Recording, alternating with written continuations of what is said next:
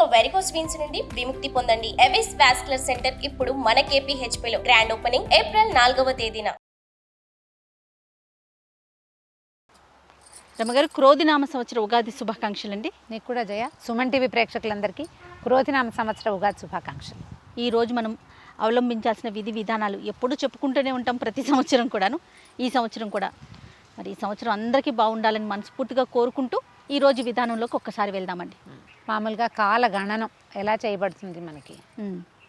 సంవత్సరాలకి పేర్లున్నాయి, నెలలకి పేర్లున్నాయి, రోజులకి కూడా పేర్లున్నాయి. మరి ఇవి కాకుండా కార్తెలు ఉన్నాయి, ఎన్నో రకాలు ఉన్నాయి కదా. అవును. అయితే దాని ప్రకారంగా మనకి కాలాన్ని విభజించి, ఆ విభజించిన కాలంలో ఇది ప్రత్యేకమైన రోజు, ఈ రోజున ఈ విధానాన్ని అవలంబించాలని హిందూ ధర్మశాస్త్రం మనకి ఎప్పటి నుంచో బోధించి ఉంది. భారతీయులంతా కూడా దీన్ని పాటిస్తారు. అయితే దక్షిణాది వారిది ఒక రకమైన సాంప్రదాయం, ఉత్తరాది వారిది ఒక రకమైన సాంప్రదాయం. అవునండి. ఈ మనం పాటించే ఉగాది మనలాగా మహారాష్ట్రియన్స్ కూడా, మరాఠీ వాళ్ళు కూడా పాటిస్తారట. గుడి పాడవా అంటారు. మనం ఉగాది పండగగా జరుపుకుంటాం. అవును. పౌర్ణమి నాడు ఏ నక్షత్రం ఉంటుందో ఆ నక్షత్రపు పేరుతోటి ఆ మాసాన్ని పిలుస్తారు. అట్లా మనకి చైత్రమాసం చిత్తా నక్షత్రంతో ఉంటాడు చంద్రుడు, అందుకని దీన్ని చైత్రం అన్నారు. చిత్ర నక్షత్రం పేరు, ఆ చిత్రతో ఉన్నాడు కాబట్టి చైత్రి అని చైత్రమాసము అని చెప్తారు. నెలలతో పాటు ఋతువులు నిర్ణయించారు. 6 ఋతువులు, 2 నెలలు ఒక ఋతువు కింద. ఈ మొట్టమొదటిగా ఇప్పుడు సంవత్సరం మొదలవబోతున్న ఈ మధుమాధవ మాసాలని వసంత ఋతువుగా చెప్తారు. వసంత ఋతువు రాగానే మొన్నటిదాకా ఉన్నది వేరు, మొన్నటిదాకా ఏముంది ఫాల్గుణ మాసాలు ఉన్నాయి, ఋతువు వెళ్ళిపోయింది. ఇక్కడి నుంచి ఏంటంటే ఇదివరకు చెట్లు చిగురించటము, శోభాయమానం కావటం, మామిడి పూయటము, వేప పూయటము కనపడేవి మనకి. ఋతువులు పైకి కిందికి ఎగుడు దిగుడు అయిపోతున్నాయి చూడు. ఆ ఎగుడు దిగుడు అయ్యే కాలాల్లో మనకి ఈ పాటికే వేపూత వచ్చేసి రాలిపోయి కాయలు వచ్చేసాయి, మామిడి పూత కాస్త పిందెలయ్యి పళ్ళు వచ్చే పరిస్థితి కూడా వస్తుంది. అవును. మనకి ఋతువుల్లో స్పీడ్ అంటే మన అట్మాస్ఫియర్లో వస్తున్న రకరకాల మార్పులతోటి ఋతువుల్లో చిన్న చిన్న భేదాలు ఉన్నా కూడా ఖచ్చితంగా చైత్రమాసపు మొదటి రోజునే మనం ఉగాది పండుగగా జరుపుకుంటాం. అవునండి. అయితే ఈ ఉగాది రోజునే విక్రమార్కుడు రాజ్యాన్ని జయించాడని, ఆయన పట్టాభిషిక్తుడయ్యాడని, ఆయన తర్వాత 2000 సంవత్సరాలకు వచ్చిన శాలివాహన శకం అని చెప్పుకుంటాం కదా, ఆయన కూడా మూర్ధాభిషేకం ఈ రోజున జరిగిందని. యుద్ధానంతరము, కురుక్షేత్ర యుద్ధానంతరము ధర్మరాజు ఈ రోజునే పట్టాభిషేకం చేసుకున్నాడని చెప్తారు. అంటే చైత్రమాసపు తొలి రోజున పాడ్యమి నాడు చేసుకున్నాడు. ఈ రోజున రాజ్యాభిషేకం జరిగింది. ఇలా ఇన్ని ప్రత్యేకమైనవి ఉండటం వల్ల ఈ రోజుని మనం ప్రత్యేకంగా జరుపుకుంటాం. ఉగాది పండుగ అంటే మనకి సంవత్సరాది లాగా, అంటే ఏమంటాం మనం, న్యూ ఇయర్ ఫస్ట్, కొత్త సంవత్సరం జనవరి 1 లాగా. జనవరి 1 అంటే ఏం ఋతువుల్లో మార్పులు వ్యవహారాలు ఏమి ఉండవు, ఊరికే డేట్ మారుతుంది, మంత్ మారుతుంది. అవును. ఇప్పుడు ఋతువు మారిపోతుంది. మనం పొద్దున్నే పూజ చేసుకోవాలంటే చెప్పుకుంటాం కదా, ఈ సంవత్సరంలో ఈ యుగంలో ఇది దక్షిణాయనే వర్ష ఋతువు అని ఋతువుల పేర్లు చెప్పుకుంటాం. దాంట్లో ఋతువు పేరు మార్చేసుకోవాలి ఖచ్చితంగా. ఇది వసంత ఋతువు, చైత్రమాస శుక్ల పాడ్యమి నాడు ఈ పండగని జరుపుకుంటాం. అయితే ఈ పండగ దీనికి ఏమి కులమత విచక్షణ లేదు, ఎవరికైనా ఇది పండుగే. ఓకే. ఈ పండుగ మొదటి రోజున, సంవత్సరంలో మొదటి రోజున ఏది బాగా చేస్తే, ఏది చేస్తే అదే సంవత్సరం అంతా అట్లా ఉంటుందని, అందుకని పిల్లల్ని కాసేపు చదువుకోండి అని, కులాసాగా ఉండండి అండి, కోట్లాడుకోవద్దు, చక్కగా శుభ్రంగా చేసుకుని తినండి చెప్తారు. ఒక్కొక్క ప్రాంతాల్లో ఒక్కొక్క రకమైన ఆచారం ఉంటుంది.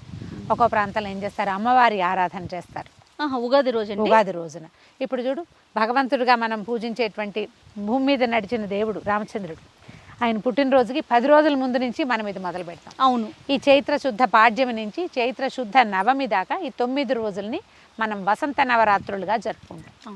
నవరాత్రులలో మొదటి రోజు మనకి తొలి పండుగ రోజు. ఇక్కడి నుంచి మన పండగలు మొదలు. ఈ 9 రోజులు రాముల వారిని తలుచుకుంటూ ఈ రోజున పసుపు కొడతారు, ఈ రోజునే ఇంట్లో బాసకాలు అవి తయారు చేయటం మొదలు పెడతారు, మన మామిడికాకు తోరణాలు కట్టుకుంటారు, పండుగ వాతావరణం మొదలవుతుంది. శ్రీరామనవమి పెండాల్స్ వేస్తారు, ఇవాళ నుంచి మొదలు పెడతారు. ఇక్కడి నుంచి ఆయన పుట్టినరోజు పండుగ, అక్కడి నుంచి మనం పెళ్లి వేడుక చేసుకుంటాం, తెలుగు వారికి అలవాటు కాబట్టి ఆయన వివాహ పరిణయ వేడుక వరకు విశేషంగా ఏర్పాట్లు చేస్తారు. ఈ 9 రోజులు శ్రీరామనవమి కోసం చేసే ఏర్పాట్లతో పాటు అమ్మవారి నవరాత్రులుగా భావించి కూడా విశేషంగా అమ్మవారిని కూడా సేవించుకోవచ్చు. అయితే ఈ తొలి రోజున ఏం చేయొచ్చు, ఎవరైనా సరే అభ్యంగనం ఇంపార్టెంట్. నెత్తికి నూనె రాసుకోవటం, ఒంటికి నువ్వుల నూనె రాసుకోవటం, నువ్వుల నూనె శ్రేష్టం.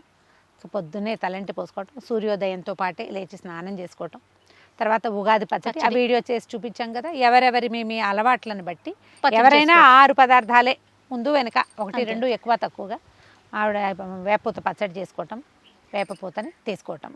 మనం ఏం చేస్తామంటే ఇది ఆరోగ్య మాసం అని చెప్తారు. ఇక్కడి నుంచి ఏంటంటే ఆరోగ్యానికి అవసరమైన విధి విధానాన్ని అవలంబించడం ఈ రోజు నుంచి మొదలు పెడతాం. మనం ఇప్పటిదాకా పానకం తాగల, అవును. ఈ రోజు నుంచి స్టార్ట్. ఇక్కడి నుంచి 9వ రోజున చేసే శ్రీరామనవమి రోజున మనం ఏం పంచి పెడతామమ్మా? అందరికీ పానకమే పానకం, వడపప్పు. ఈ ఎండాకాలం తప్పకుండా మామిడి పానకం, అదే మన బెల్లం పానకం తీసుకోవాలి. దాంతోపాటు కొన్ని మామిడి ముక్కలు కూడా వేసుకోగలిగితే మంచిది. సీజన్ మారిపోవటం వల్ల రకరకాల వ్యాధులు వస్తాయి, ఎండ పెరుగుతుంది, సూర్యుడు తేజరెళ్తాడు కదా, ప్రకృతి శోభాయమానంగా ఉంటుంది. దేనివల్ల? ఎండ వల్ల. క్రమంగా ఏమవుతుంది? ఎండ వేడెక్కిపోతుంది. ఇవాళ ఉన్న ఎండ చూడు, నువ్వు 9 రోజుల తర్వాత రాముల వారి పుట్టినరోజు నాటికి మాడిపోతుంది ఎండ, చెమటలు దిగ్గారిపోతుంది. చలువు పందిళ్ళు వేస్తారు, అందుకే పందిళ్ళు వేసుకుంటాము.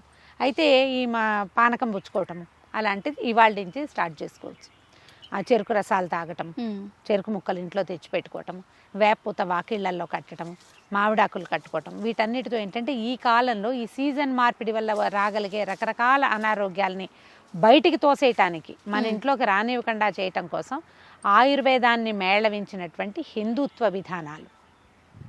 ఇందులో మత ప్రస్తావన లేదు, మన వాళ్ళు ఏర్పరిచి పెట్టారు. కానీ మనకి సంబంధించింది కాదు, ఇది సార్వజనీనమైన వ్యవహారం.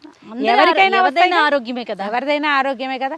ఎవరైనా మామిడాకులు కట్టుకోవచ్చు, అది మత విధానంగా భావించకూడదు. ఎందుకంటే ప్లెంటీ ఆఫ్ ఆక్సిజన్ ఇచ్చే లక్షణం మామిడిలో ఉంది. అది కోసిన తర్వాత చాలా గంటల పాటు ఏ ఆకైనా కోయగానే దాని జీవం కోల్పోతుంది. మామిడికి ఆ లక్షణాలు లేదు. ఎండేదాకా, పూర్తిగా ఎండిపోయేదాకా దాంట్లో నుంచి ఆక్సిజన్ వస్తూనే ఉంటుంది. తర్వాత సూక్ష్మక్రిములను అడ్డుకునే గుణం ఉంటుంది దానికి.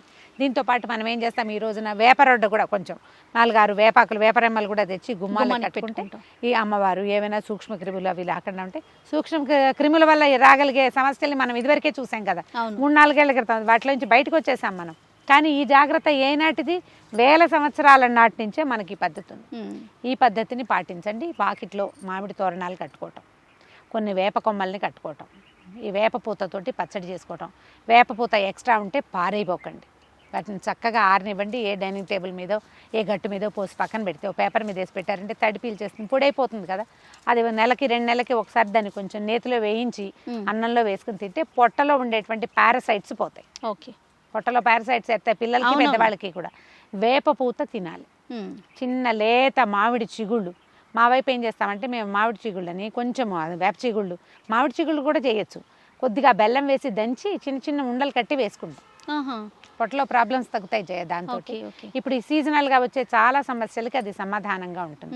పండుగని ఒట్టి పండుగగా కాకుండా ఆరోగ్యవంతమైన పండుగగా చేసుకోవచ్చు. దీంతో పాటు అమ్మవారికి ఉపహారాలు ఎత్తటము, అమ్మవారి నైవేద్యాలు పెట్టడం అని ఒక విధానాన్ని పాటిస్తారు. గోదావరి జిల్లాల వైపు ఉంది, తూర్పు మనము వైజాగ్ ఆ వైపు కూడా చేస్తారు. మన తెలంగాణ ప్రాంతంలో మరి అమ్మవారికి ఏం నివేదన పెడతారో అంత గట్టి అవగాహన లేదు నాకు. ఇక్కడంతా కూడా పచ్చడి చేసుకుంటారు, ఉగాది పచ్చడి చేసుకుంటారు. ఆ వైపు ఏం చేస్తారంటే అమ్మవారి కోసమే ఒక 5 రకాల నైవేద్యాలు చేస్తారు. గారెలు, బూరెలు, పాయసము, పులిహోర, పొంగు బూరెలు లాంటివి చేసి, అన్నం, పప్పు కూర, కలగూర ఒకటి చేస్తారు. అవన్నిటిని 2 అరిటాకుల్లో వేసి పెట్టి నివేదన చేస్తారు. మా వైపు అయితే చాకలికి ఇస్తారు ఒక ఆకుని, 2వ ఆకు మనం ఇంట్లో ప్రసాదంగా పుచ్చుకోవచ్చు. మన అలవాటు బట్టి అమ్మవారికి ఉపహారాలు ఎత్తటం అంటారు. అన్ని రకాల పదార్థాలు చేసి అమ్మకి చూపించడం. ఇది మళ్ళీ ప్రత్యేకంగా మన ఇంట్లో అమ్మవారే ఉండక్కర్లా, గోడకి వేస్తా గుండ్రంగా పసుపు రాసి ఒక 3 కుంకుమ బొట్లు పెడతాం ఇట్లా అడ్డంగా. 1, 2, 3, 4 కుంకుమ బొట్లు చుక్కలు, 3 అడ్డచారలు పెట్టంగానే మనకు ఒక దైవీ భావన వస్తుంది. అంతే, అక్కడ నివేదన చేసినా చాలు. ఇంట్లో అమ్మవారిని ఉండాల్సిన అవసరం ఏం లేదు. కొంతమంది దగ్గర గుండ్రాయి గౌరీదేవి ఉంటుంది, అక్కడైనా నివేదన చేసుకోవచ్చు, చేసి ఇవ్వచ్చు. ఒకవేళ మనకు అది అలవాటు లేదనుకోండి, మామూలుగా మనం ఎలాగో పండక్కి పెట్టుకుంటాము, గారెలు, బూర్లు, పాయసం, పులిహోర, దద్దోజనం ఇవన్నీ చేసుకుంటాం కదా, స్నేహితులతోటి పంచుకోండి.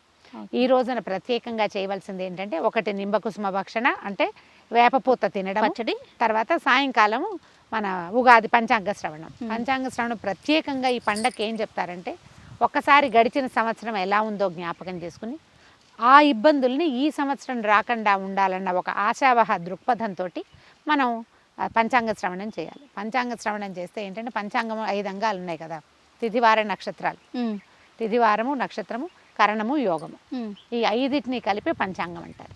ఇందులో ఏమున్నాయి, మనకి మన రోజు ఎలా ఉంటుందో నిర్ధారించబడుతుంది. రాబోయే నెలల్లో మనకి ఏ ఇబ్బందులు రావచ్చో అది. దీంతో పాటుగా ఇంకో ప్రత్యేకమైన విషయం ఏంటంటే, మనకి ఆహారం ఇచ్చేటువంటి పంటల్ని ఏ కార్తెల్లో పెట్టాలి.